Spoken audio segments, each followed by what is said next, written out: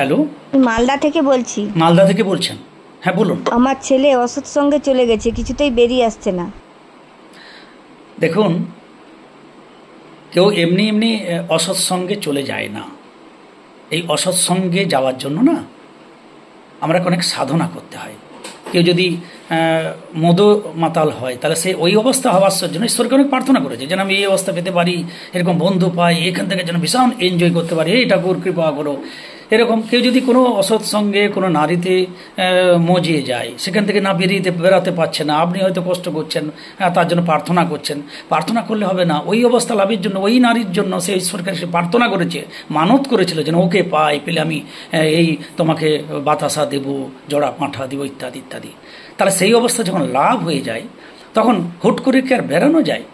তখন সেখান থেকে তখনই সে বেরাবে যখন তার ভিতর থেকে তিতে আসবে, এ ভালো না আমার জন্য, এই চৈতন্য যখন হবে তখন সে আসবে। কারণ যখন সে প্রার্থনা করেছিল এইসব লাভের জন্য, তখন তার মন, প্রাণ, হৃদয়, তার গ্রহ, তার ভাগ্য সব ওই রকমের হয়ে যাচ্ছে, অ্যাক্টিভেট হয়ে গেছিল। কারণ আমরা যেমন ভাবি, ঠাকুর বলছেন যে কেউ যদি খুব হনুমানের ভক্ত হয়, হনুমানের মতো সাধনা করে, তাহলে সে এক একজনের আবার লেজও নাকি গজায়। হ্যাঁ, সেরকম আর কি।